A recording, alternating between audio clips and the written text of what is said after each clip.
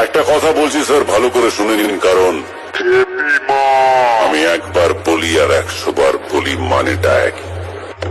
মুখ সামলে কথা বল, নইলে ঘাড় ধরে লকাপে ঢুকিয়ে দেবো। এমন কোন মায়ের লাল জন্মায়নি যে